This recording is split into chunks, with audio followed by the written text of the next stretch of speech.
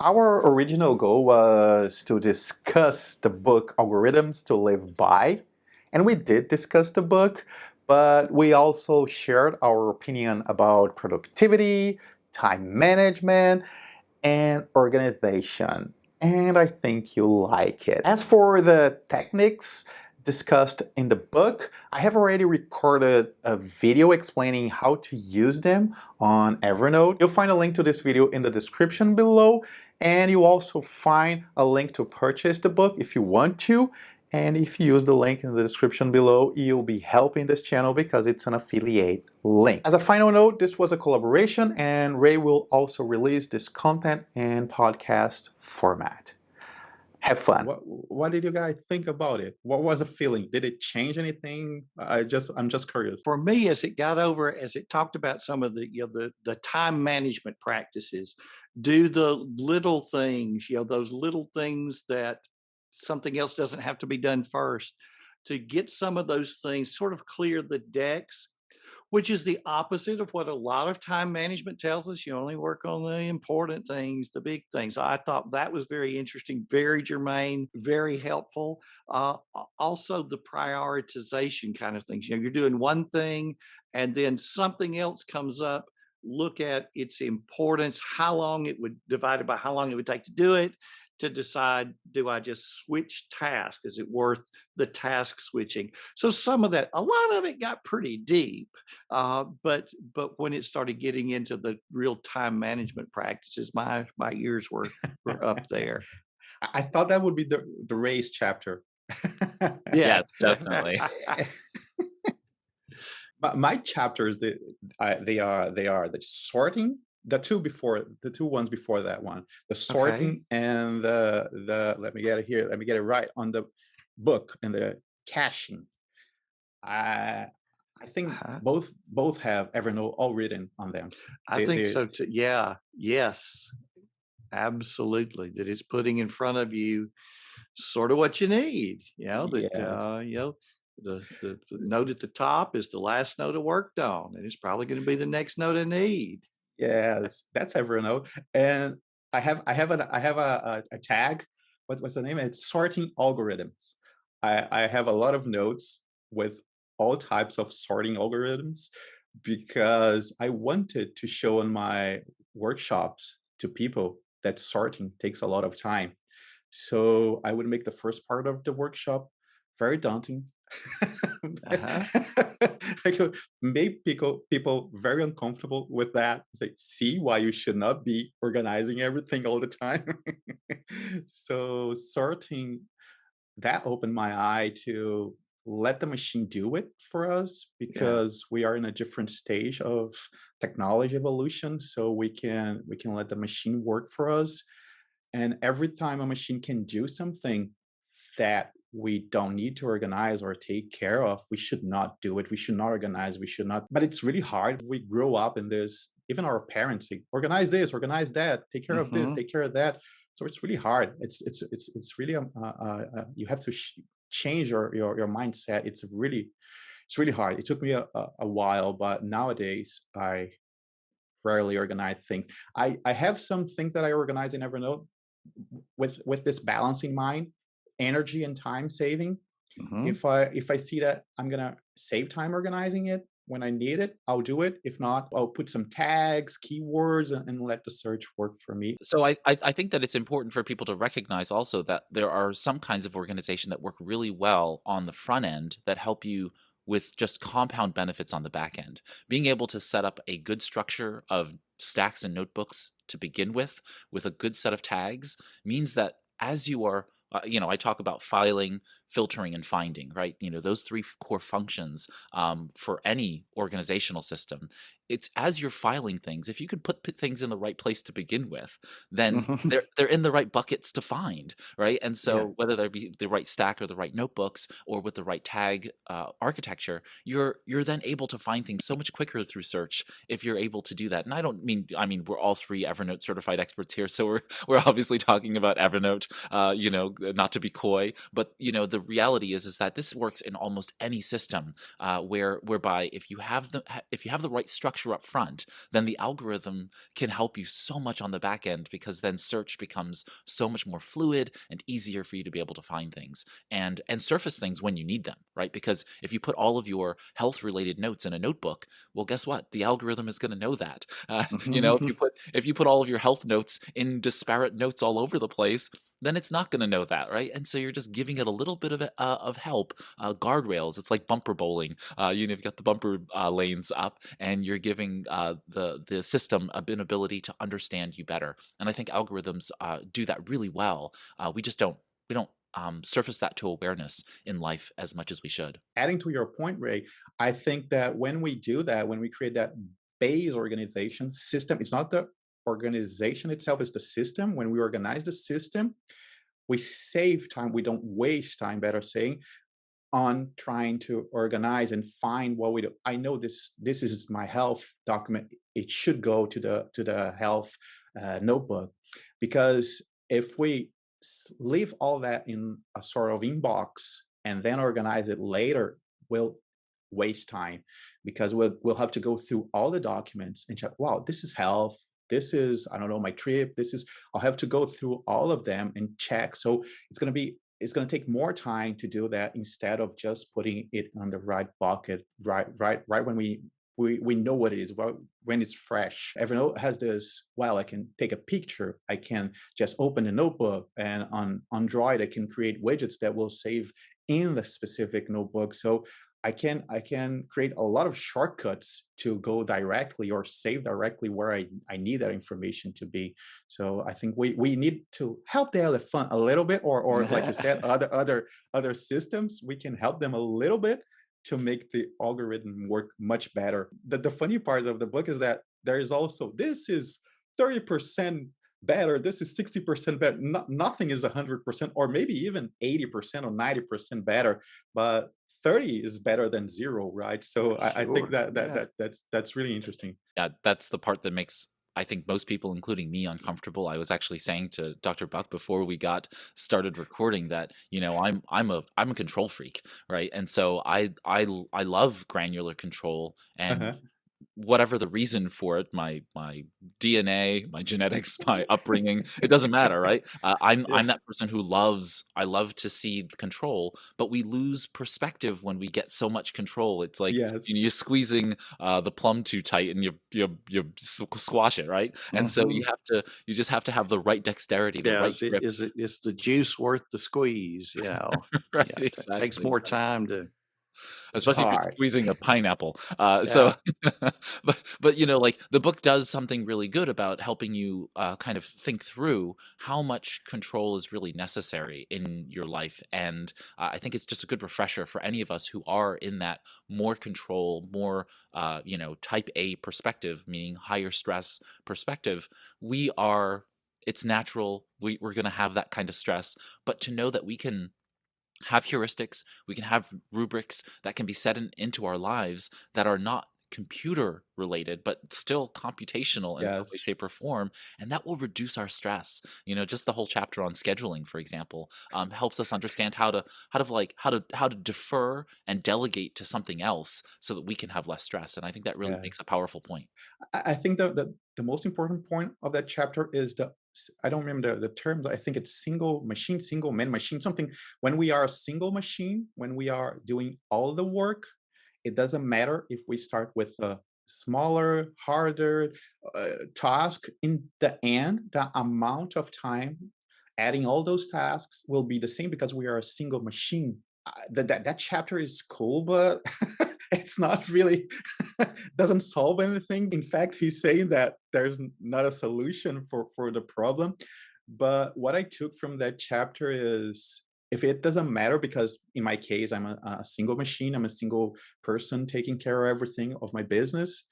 I try to use value, not I mean a monetary value. Sometimes it would be more valuable to answer a possible client email that will take me half an hour doing that, instead of something that I will take 5 minutes. What I got from that chapter is, it doesn't matter the order, but I choose the ones by value. What has more value, and that's how I do it all the time. I don't know how you guys see that. And I would agree, what the value is.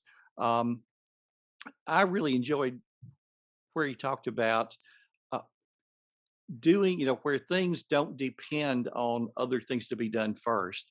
To go Yes. ahead and do a lot of those little things, get them out of the way. Yeah, I find in my own life that it sort of helps you clear the decks. That sometimes doing those little things reveals what needs to be done next, and sometimes almost does those next things for you. Um, I can recall so many times you'll be there's some dumb, dorky little thing on the list, but when I ask why is that on there, that well, that's the next step before I can do this other thing that is very important. So, being able to go through and clear up some things that will go very quickly, I think is crucial.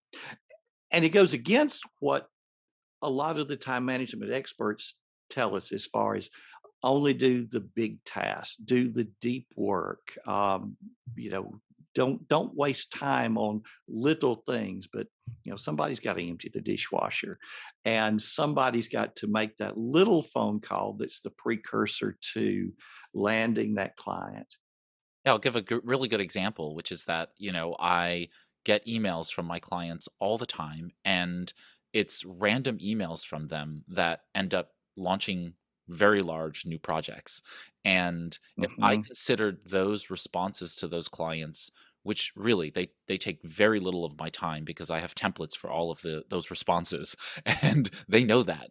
So I fill in, usually numbers and some deliverables in those template emails, but they need that in order to be able to put together their RFP and send it along to me for final contract signature. Hmm. So it's like, yeah, it's just a couple minutes, but the value Sure. Yeah. proposition is so much higher than me doing some large deep work in sometimes those same moments. And Right. so this idea that the whole definition of deep work I have a conflict with, and that Dr. Buckley's talked about I this know before. all too well. With Yes. with due Yes. respect to Cal Newport, I just don't like the concept of the conflict between shallow work and deep work in the book, and the definitions behind those two. And I know that other folks have Hmm. defined it, and Cal has defined it differently in web articles versus in the book. But the reality is that when we start to apply value judgment to work, it needs to be contextually appropriate to us. It's kind of like, what Vlad was talking about with regard to scheduling and putting things in the calendar and not. Like, we have to choose Hmm. if we're a single machine, like, is it really true that we are doing work only by ourselves? Whenever I'm doing work, yes, most things are on me, but I'm collaborating with other people. Like, I'm reaching out to my assistant to do the next thing on this. I'm reaching out to a client because I've now put the ball in their court to get me X and Y. So, we're always in a state of some level of collaboration. And what that chapter on the scheduling really talked about was, it said, like, the first lesson is about having an explicit goal. And I thought that was the most valuable thing Hmm. that kind of jumped out to me, which is like, you know what? When you think about an algorithm, right? An algorithm is only as good as what you want it to do. And thinking through, like, okay, well, what is the end? Can I visualize the end? And then putting together the steps. And that always reminds me about SOPs, right? Standard operating procedures. Hmm. I keep a very, very clear set of standard operating procedures for everything that my staff does. And I do that because it's really helpful to see where they're failing at particular parts. Just like a sales methodology, having the Exactly. individual Yeah. pieces out identified gives everybody the chance to sit down and say, not like blame and shame, but Hmm. this is where we're falling out of the loop. This is not being done. Let's fix it. And we can do that Yeah. because it's like an interchangeable part, right? You can fix that part. Hmm. Yeah, this is one thing I like in Agile because you are looking for the problem and not the person that caused the problem. We are trying to fix the problem. We're trying to solve the problem. It's just what you said. And adding to that 5 minute, and I think you use the 30 minutes also. So that 5 minute has more value. But imagine if you then started with the 30-minute task and then you go to the 5 minute, then it would take you 35 minutes to answer that simple email that has much more value than the 30 minutes, or either better thing, the 35 minutes it took to you to answer that 5 minute Hmm. email. So that was that I think the goal part is really important, but the fact that time is limited, we have no control over it, and that if we are a single machine, the amount of time is the same. That changed my mind forever. Hmm. It's like so obvious, Yeah. but that's it. We don't we cannot control time, and we are a single machine. So what can we Right. do? Yeah. Well, and and automation, going back to say that email, that gosh, do I spend that 30 minutes on that email? Well, are you going to get that type of email again? So to craft that email, there's been just a little more time uh, pasting that somewhere or making that a text expander snippet so that next time the same situation comes up, it takes almost no time, but it looks like it took 30 minutes. No. And Yeah. this is interesting because a lot of people think I'm not going to waste time creating a template. I'm not going to waste time Oh, doing create an automation. I'm not going to waste my time stopping to organize things. And I say, oh my god, how many yes. how Yeah. many small times you wasted because you don't have all of that, because you don't have a template, because you don't have a automation, because so and sometimes it's better to stop doing whatever we are doing and Hmm. create all that, and to not waste time in the future. But again, I think it's hard for people to realize that it's not in our DNA. I'm wasting time. I'm not working. I'm not Right. doing Yeah. something. Yeah, we're spending so much time doing. We've got that little deadline coming up. I get that we don't have time to do the thing that's going to save us time. And that's one thing that I preach so much and teach is, you've sort of just got to push the world back a little bit to be able to put the system in place that's going to start to save you time immediately. I think we've all seen the clip of Lucy and Ethel in the candy factory. I would love to be Lucy, given about 15 minutes to know what's going to happen. I would have in place something that would catch those candies so that I could put them together. It would have been wonderful, just wonderful.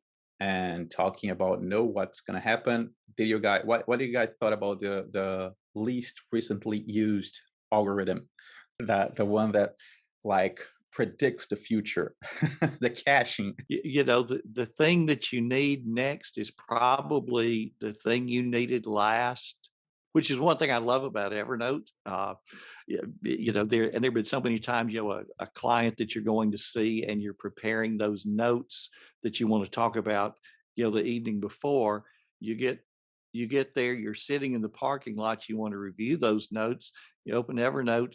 Well, what's the very top note? There it is for you. It's amazing. Uh, yeah, yeah. And we've been living by alphabetical order, forever, forever, forever. Where the thing that you haven't touched in 4 years is alphabetical order. The thing that you did 5 minutes ago, they're equally as hard or easy to find. And what was the system that's talked about here in this book? And I've seen Noguchi. Did I get that right? Where he just says, "Hey, forget any kind of order. Put the stuff on a shelf. When you finish with something, put it on the left, the left end. And over time, the things you never use wind up over there at the right. The things you're using all the time, they're over on the left. It's And then he it. compares that to a pile of paper, because we tend to put the last one we used on top of the pile. So Yes. instead of left and right, just move it around like this, and you have the least one, the last one on top, and the least one will be in the bottom of the pile. And he goes ahead and say, just since we will start from the top, it's Hmm. better that we put the last used one. Sometimes I think this algorithm should not be called it will be the same letter, so it should be called last recently instead of least. because Yeah. it's the one we are using last. So when we order Evernote by recently used, I don't, is that the word? Recently used, right? Right? Mm-hmm. Recently Recently updated. used, updated, something like that. Mhm. So that's why I have on my Evernote home that widget, the notes widget, because that one is always by recently updated. And I always go there. Like you said, the client, I'm not gonna look for this, I'm not gonna use the search. I just go to home and scroll down and I find it, and that I use the big one. So it's there. It's gonna be there because I'm working on that today. So it's gonna be there. There's no way it's not there. So I think Evernote has this Oh, yeah. since Mm-hmm. forever. But we were limited by the sorting because I would either be able to sort by creation date alphabetically or recently updated. I would not be able to have both at the same time. Now we can do that because I can, in my case, I let the main notes list by creation date and I Mm-hmm. use the widget by recently used, recently updated. So I have both. If I need something that I just worked, it's going to be there on the Mm-hmm. recently updated. And if I need to go by the time in a timeline, I'll use the traditional list, the notes list. So I think that's great because now we can have both at the same time. I love that. Yeah, and I've got two widgets that I really love, two filtered note widgets. One that show me all the notes I created today, so far today, because later in the day I may well be going back and I'm working on those notes, and it makes it very easy to find. And then a similar one, show me all the notes that I have made some change to today, because again I was working in those notes, my work on those notes later today, and then at the end of the day I would like to just see, as I review my day, let me see everything I created in Evernote or changed in Evernote to see, before I sort of put this to bed, um, how do I need to improve these notes? What tasks need to come out of these notes, so forth and so on. And it's doing the work for me. That's interesting. I never thought about that. Always use the, the ones the the widget that is already there. I didn't create it, and I'm a uh, Yeah, filtered you notes love widget filter. Yeah, freak. you've got some great filtered notes. Yeah, and when we think about the time of filing, I was an old school principal for many years, and when my first administrative job being a middle school assistant principal, well, you're the guy who handles the discipline, and so you get those discipline referrals in that are on paper from the teacher, and you chew the kid out, suspend him, whatever it is that you got to do, and then you would enter that into the student information system, enter it into the computer and file it. Of course, before we had computers, you filed those alphabetically by student. That way you could find it again.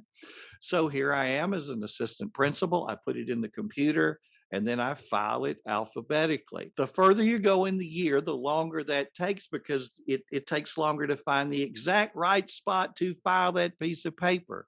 So consequently, being a busy assistant principal, I'd let that kind of stack up a little bit. So I'm putting it in the computer every day, but then I'll get, so I might be a month behind, with all these papers. And the more of them they are, and then one day I realized, now wait a minute, Frank, the only time you ever go back to actually touch that paper is if the child is being referred to the alternative school and you have to gather them all. That's it. Otherwise, when you're looking up something, you're always going to the computer to do it. So overnight, the system became chew the kid out, whatever, put it in the computer, and then take everything that came in today and put it at the back of the stack. Done. Done. LRU, you create create an Yeah. algorithm there. And if I do need to put my hands on the paper, okay, here's this kid, go to the computer, print out, here's his list. So he came to the office on this date, this date, this date, this date. My stuff is filed now chronologically, easy to go and find it. Tons of time and tons of stress and stacks of paper not on my desk. I do understand the alphabetic order because we didn't have the computation power that we have today. That's okay. It was the best we could do back Yeah, then. yeah. That's okay, but we don't need to do that anymore. We have the what's the name, the address book in alphabetic order, but nobody goes through the alphabetic order on the phone. They just type No, the we name we of the we just we person. just search. Yeah, Yeah. yeah, So it's the same. I'm old enough that I would go through a book and find the names there. But nobody thinks about that anymore. And talking about the LRU, I think we have to mention the cache that is where we keep the most recent, the things that we are using now. So he talks a lot about that in computer science, that we have hmm the regular memory and the cache that is faster. And when I first read the book, I read it several times now, but when I was reading that chapter and said, okay, but by now we'll have solid state memory and we'll solve this problem because everything's going to be fast. And then by the end of the chapter, he goes like, it doesn't matter how fast it is, it's going to be bigger and bigger and bigger, a bunch of information. You have to go through all of it. There's no way not to have a cache. So yeah, the yeah, cache is really, it's really a good idea to have that information close to us because it's a matter of, again, time. It will take, like you said, Frank, it's going to take time to go through all of those papers. It's the same. We don't think computers take time, but they take time. The information has to travel and to find that, and computation has to be done. So it takes time, sure, and yeah. if it's a big database, it's going to take a lot of time. So cache is here forever, thanks God. hmm All right, so we're coming up to the kind of closing of the time. Are there any other major things that you wanted to like cover and discuss it from the book? And then we can talk a little bit about whether or not we would recommend the book to others and to whom. I'm good. Uh, Well, Vlad, I could stay here talking about this book for like years, but that's okay. People should read it. mhm, I'm gonna recommend it. I'm just saying, read it. yeah,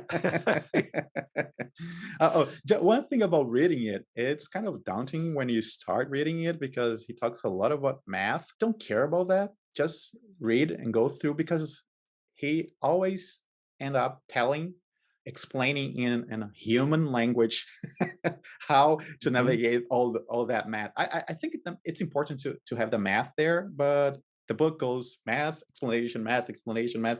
So it's if you're not a math person, just go through it, and he'll come up with a good sentence and a good explanation after all that math. How about you, Frank? Would you recommend the book and to whom? I would. I didn't find it to be a really easy read. And I guess I was trying to understand the math as I went through. I found it kind of deep. So it's not one to read and watch TV at the same time. I think you're going to do a good job of either. It's one to where you can really sit down and do some concentration. And I think it's one where there will be some parts that will jump out to a person much more than any other. Being a productivity enthusiast, when it started to talk about some of the specific time management techniques and tactics, my ears really perked up. It was really interesting. Like, yes, I agree with that, and yes, I use that. So I think different people are going to find different parts of the book more or less interesting, but I would recommend it. I'm glad that Vlad, that you put it on my radar and that read it, and we are now sharing it with the world. And what about you, Ray? I would definitely recommend it. I have several folks in my life who I have actually recommended this book to in the past, purely because they were in the maths, they were in the sciences space, and this is a more human and maybe humane way to educate others around them about what they do. So, I have friends who are statisticians, and they come to me and they start talking about their world, and I'm like, can you put that in human language? And and this Yeah. book does it in a way that I think is approachable, it's reachable, and, I really enjoyed the chapter on randomness. I think that's, for me, the best chapter Mhm. here, again, going back to my, being a control freak and, just really enjoying the, kind of the message behind it without getting into like, Diffie-Hellman and, really esoteric parts of the cryptography world or anything like that. They kind of understand and help you understand probabilistic analysis, and it's in this approachable way. It's in this very digestible way, and that applies so much to our world, because if we just let and live with a little bit of randomness, right? The messiness of life is out there. And if we can provide just a little bit of control on it, we don't have to have so much control. I think that Mhm. message really comes out in the book in that chapter. And I really appreciated that. So I think a lot of people need that message, especially in the productivity space where we have a tendency to be a little bit more, structured and controlled and wanting everything to be perfect. And perfection is, and is not real, right? It's a fiction just like anything else. We need to make sure that we're focused on goals that are clear for us, and that we can actually find contentment, joy, happiness in the things that we're doing. Yeah, that mass and serendipity, he used that word sometimes, but there are entire books devoted to that word. And I love those books because it's the chance. That's a beautiful chapter, good memory. It, living by chance is also good because you get to know. But what he said, explore and exploit, right? Explore and exploit. You learn by exploring and exploit what you learn during that process, and you have to balance that. How much explore and how much exploit I'll be doing in a moment or in my entire life. It's a beautiful chapter. Yeah, that's a good one. All right. And with that, that brings us to the close of our discussion of algorithms to live by. And I already forgot the subtitle of the book. The computer science of human decisions. There we go. It's a group effort. Yes. And so thank you, Dr. Buck, for joining us on the discussion. Always a pleasure, Ray. And Vlad Campos, thanks for Thank you joining very us. much. It Yeah. was a Absolutely. pleasure. Absolutely. Thanks for putting it on our radar. Yeah. Thank you.